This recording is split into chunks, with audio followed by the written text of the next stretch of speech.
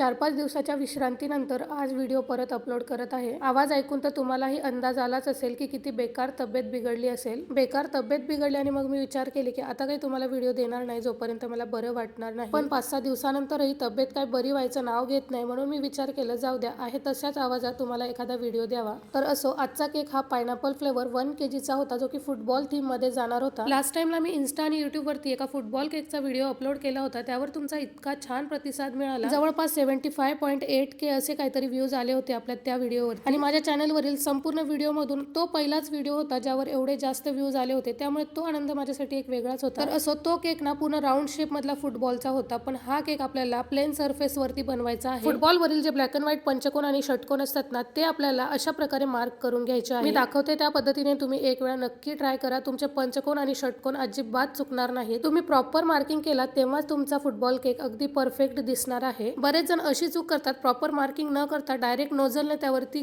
Designing करायला घेतात। मग चुकून जर एखादा पंचकोन किंवा षटकोन लहान मोठा झाला तर फुटबॉल केकचा शेप पूर्ण बिघडून जातो। त्यामुळे फुटबॉल केक हे मार्किंग शिवाय अजिबातच करायला घेऊ नका। बरं, आणखीन एक गोष्ट म्हणजे काही बिगिनर्स असे असतात की ज्यांच्या केकला अजिबात फिनिशिंग नसते, म्हणजे त्यांना फिनिशिंग करायला जमत नाही। अशा होम बेकर साठी ना हा केक एकदम इझी आहे बरं का। याचे कारण म्हणजे आपण संपूर्ण केक वरती जेव्हा अशा नोझलच्या सहाय्याने कव्हर करतो, तेव्हा अशा केकची फायनल फिनिशिंग ही पूर्ण डिझाईन खाली लपते, त्यामुळे तुम्हाला टेन्शन घ्यायची अजिबात गरज नाही। टॉप फिनिशिंग आपल्याला नेहमी नोझलच्या सहाय्याने कव्हर करायची असते। राहिला प्रश्न साइड फिनिशिंग, तुमची फिनिशिंग जर खराब असेल तर तुम्ही सरळ सरळ प्लेन स्क्रॅपर न वापरता साइड फिनिशिंग साठी झिगझॅग स्क्रॅपर वापरा। आणि तो झिगझॅग स्क्रॅपरही नसेल तर ऑइल ब्रशचा वापर करा। इथे माझ्या ग्रास नोझलने मला इतके जास्त त्रास दिले, काय झालं काय माहिती नाही। 1-2 वेळा ग्रास चांगला निघायचा आणि मग एकदमच क्रीम बाहेर यायची आणि मग पाइपिंग बॅग मधून क्रीम अशी 5 ते 6 वेळेस अटकून एकदाच पडत होती। त्यामुळे मी स्वतःवरच इतकी चिडली आणि त्यामधली क्रीम कमीत कमी 5 ते 6 वेळेस बाहेर काढली आणि परत त्यामध्ये भरून ग्रास काढायचे प्रयत्न केले। चला मग, मी सांगितलेला स्टेप फॉलो करून तुम्ही सुद्धा हा फुटबॉल केक बनवा। मला तुमच्या केकचे फोटो सेंड करा, मी नक्कीच पुढच्या व्हिडिओत शो करेन। तर हा होता केकचा फायनल लुक, कसा वाटला नक्की कॉमेंट करा। आणि हो, व्हिडिओ आवडला तर लाईक आणि चॅनलला सबस्क्राईब करा। बाय।